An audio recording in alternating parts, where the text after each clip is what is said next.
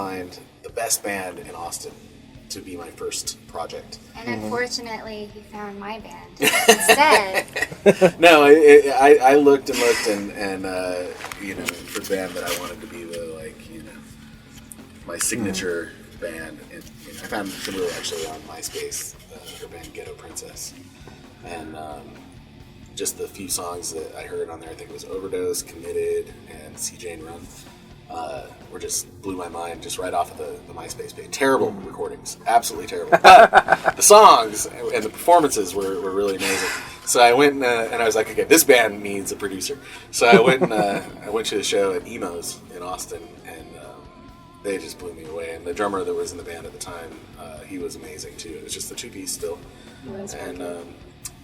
and I asked him, I was like, hey, you guys have to come record at my studio. Like, you're it. This is me and you. Come on, let's do this. And she was like, we live in our bus. We don't have any money. We can't even hardly eat. And when I said bus, I didn't mean like... Oh, not tour bus. Yes. It was a school bus. It was a short, like a 4-window Austin School District school bus that we had converted into our living space at the time. Wow. Yeah, so I was like, all right, well, like, can you can't do anything. I was like, do you have any, you know, skills or something, you know, something we could trade? Because I was like, I'll trade for something. And I guess the drummer was a painter, and she was like, yeah, we'll paint your house, you know. And I was like, all right, let's do it. And so I was like, well, we traded. They painted my whole house, and it was it's a pretty big house, you know. So it took all summer. The inside, painted every room. Really cool detailed colors. We did like the kitchen all black and white, and it was like really artistic paint jobs. So I thought so. Yeah, it was really cool. And they slept in my goat shed. I had a goat farm at the time, and they all slept in my goats. So and we made the album that is called Whole, or the first One Eyed Doll album.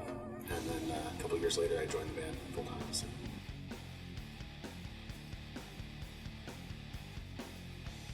We have a really great manager and a booking agent, and that's why we can get on these tours with Mushroomhead and OTEP and Orgy, Cold, Wayne Static from Static X. We've been on a lot of really good tours, and they help us out. And but once you get to LA and you start dealing with people, they all of a sudden they're like, you know, if you guys just started making music more like Motley Crue, that's kind of what's in right now, you know. Just and we just start hearing this chatter, and we're like, you know, well, I thought you liked us, like, for what we're, you know what I mean? It's like we just do whatever we want, you know. We're not trying to find that magical marketing thing that everyone's into. Yeah, it's not what it's about for us. It's you know, we're surrounded by a lot of that mentality on a regular basis, and but we really make music and live this lifestyle because we love it, and we want to express ourselves. And if it weren't for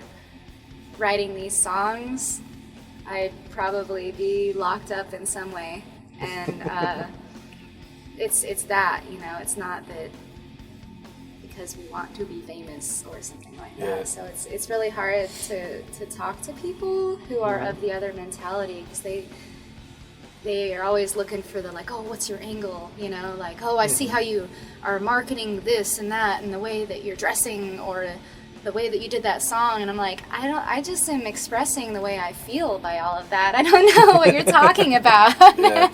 Or like, oh, that character that you do. And I'm just like, I don't know what you're talking about. Making me feel self-conscious now. You know? And the other so I start thing analyzing is, what I'm doing. Am I doing something? I don't know. a lot of people will, I guess it's good marketing to make the same song over and over and over again. You know, it's if you take a band like AC/DC, I love AC/DC. I mean, really great band. But let's face it, they've sounded the same since the '70s, and they're still making hit records. You know, they're one of the only bands. I mean, those guys must be, you know, in their 60s, and that consistency is something that's highly marketable. And so a lot of the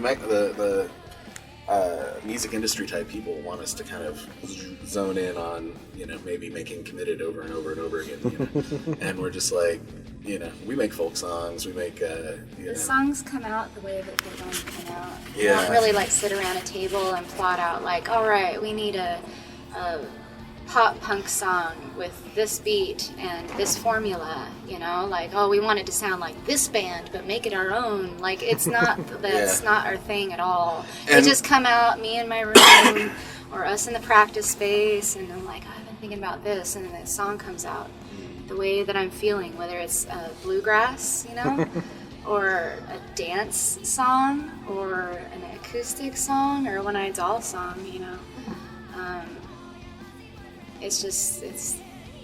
they just come out that way. Yeah, and the idea that we make some electronic songs, some like kind of new wavy or industrial sounding songs, and every once in a while somebody will say, oh, you're selling out by making that electronic music, and we're like, no, we get a lot more hate for doing things like that. And if we wanted to sell out, we would just be like, we would make down albums the middle, we know are going to sell, but yeah. by making different kinds of music, we know we're not going to sell that many copies of the album. And we might lose fans because they're like, So it's what the is this opposite of electronic selling out, music, actually. Yeah, it's like, Selling out would be making an album that we know would be really popular that we don't really enjoy doing. right. Just because we need the money or something like that. Luckily, we don't make any money anyway, so we don't have There to. you go. Hey, We don't have to Perfect. worry You don't have about to worry about Luckily, it. we can afford luxuries like turkey hats Mhm. and the most valuable techs in the industry. That's right. This is Shoddy. He's amazing. He takes good care of us. That's bar none. It's easy. It's her going into the crowd. Oh. Gives me anxiety. I mean, she's tough. She can handle herself, but anything would happen. You don't want anything to happen. And Yeah. Sure. so He you just babysit- get super vigilant and kind of watch out because every venue there's bound to be a pit or some big people roughhousing down there, and you just don't want her to get run over. So that's when I get hyper vigilant. That's when I get stressed out. The other stuff, setting things up and making sure things work, that doesn't stress me out. But she Once in a stresses me while, out. there's a technical difficulty on Yeah. stage, and he's like, "Oh, gotta figure out what it is real Yeah. quick." Yeah, he has to babysit the guitar cable because Yeah. because Oh, Kimberly's just gosh. everywhere. She'll you never know where she's going to be on top She'll of the get speaker. entangled in a can light on the ceiling, and you don't know how it happened. So you gotta watch out for that kind of Yeah. stuff. But nothing, And nothing then, too stressful. Yeah, so Shadi takes good care of us. Yes. We're really lucky to have him with Well, us. this was actually, this band here is one of the first bands I toured with back when they were in the Marshmallows. So Yeah, we had a little Ford Econoline. Had 3 seats in it. One of them was a modified seat. We actually took a Between seat. the 2 front seats. Okay, so a fan in San Antonio took a seat out of his car, one of the middle seats, and I don't know what kind of car he has, Subaru or something, and he took Yeah, it the out middle one. and bolted it in the middle so that we could have a third person on tour, because usually it's just the two of us. I mean, we toured with Static X, just the two of us, and I'm talking 10-hour drives. So we would drive to the show, load out ourselves, do do the merch. She would basically handle the merch. I would do the roadie stuff, and it was just insane. So We're switching driving, just and you always want to have one person awake to keep the driver awake, yeah. So we were just both trying not to sleep at all. And this thing happened where I think it was on the Orgy tour, and that was the tour that we met Shoddy, because he was helping out another band called The Attitude. yeah, Right? And we were like, oh, that dude's cool. We gotta make sure we keep his number handy. And we're driving through Pennsylvania, and I got this stupid ticket, and it was really terrible. Yeah. It was for no good reason. And They were just picking on us. yeah, they're just picking on us. And by the time I got home, we don't get our mail. It's that Yeah. stuff. So. All we have is a P.O. box, and we don't have family behind in Austin picking up our mail for us or anything. It's just really just the two of us. Yeah, and then by the time I got back, they had taken my license away because of this ticket in Pennsylvania, and I hadn't been able to deal with it. So I called Shoddy up and I was like, "Hey, we need a roadie for this tour.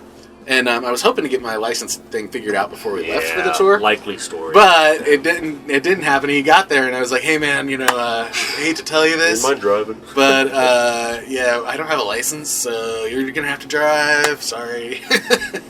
And our trailer, we had been using our trailer for trash because we lived out in the country and didn't have a trash service, and it was just filled with So bad. trash and maggots. And so the very first thing that we gave Shadi to do, I was like, all right, here's the shovel. We're going to the dump, and you're going to shovel maggots. So, So if we could get this like the trash that's growing like mold on the side of the trailer out, so that we could put our equipment in there, and then leave for tour. Well, that was a brutal tour, but they paid me in really good food and had a really good time. Yeah, So, he didn't get paid for that tour. we just had We just bought his food. Dude. Yeah, it was actually kind of a good excuse to eat well on tour, because we're like, well, this is all he's getting paid today, so let's have something good. And it's one meal a day, so on tour, if you get that. So. Well, unless you get the pizza provided at, I can't eat Domino's anymore. evilness.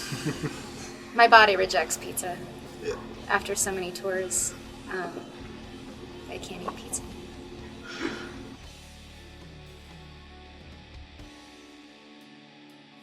I think probably early 2014, we're just going to put it out. We're not to get too much into the business side of things, but we've been considering looking for a record label to put that out. I think it's a really amazing album. It's produced by Sylvie Massey, legendary producer. The album is really great, and we've gotten several offers. But the record deals that people are offering, that the labels are offering right now, are just really terrible. The kind of deals where we'd have to work at Walmart or something in between tours, And we're already living on our music right now, so we haven't really. We're not really sure if there's deals out there that are any better than what we're already doing for ourselves. Hopefully, if one comes along, we're going to go for it. But otherwise, we're just going to put the album out ourselves, and that'll be fun. Yeah, we have a label. It's called Nebulost Records, and we're probably just going to do it that way. If we don't have a better deal, it's we're feeling the growing pains of a DIY band who continues to release albums and grow, and we're having a hard time keeping up with it as far as being able to put out as many discs as there are fans. We want everyone to be able to buy the album, but they just sell out like that now. For us, we don't have a lot of capital going in, so it's not like we can just plunk down $100,000 and promote an album. Right when I got out of college, I went and worked for a record label, so I kind of I saw that side of the business, and it gave me this perspective. And I realized at the time that especially pretty much all record labels will sign a bunch of bands to kind of like really terrible deals. And if one of them magically sticks, they throw everything to the wall, and if one of them sticks, then that's who they start promoting. Everyone else, they own their trademark and the copyright to their music, and those artists no longer have the ability to break out on their own when their label decides not to promote them anymore. And for us, it's just so important that we are not in a position where if a label decides they're not interested in us anymore, that we can't just pull out and do our own thing again. To me, it just feels like, it's just so important to have a really good deal if you're going to sign one. And I know that because I was on the other side of it. We really, our fans work with us in really interesting ways too. So yeah. Sort of a family operation. Now, a lot of people will say, do a Kickstarter, and we appreciate, that a lot of people are successful with Kickstarters. We do something similar, which is basically, which we'll probably do for the Committed album, which is we put out a pre-order, which allows fans to pay for the album before it comes out, and that gives us an idea of how many people are going to want to buy it, and then we can order that many, and maybe twice as many as were actually pre-ordered, and we'll have a really good idea of what we can put out there, and then we're able to pay for it in advance, and everything like that works out. So it's kind of like a Kickstarter. It's just we have our own little thing on our website. Cool. And there are different levels of awesomeness that fans can get with their pre-orders, and we've been doing that since Break. for several years. Yeah, since Break came out at least. So Yeah, yeah, so- we kind of have that going already. That's how we've been. I'm in blood.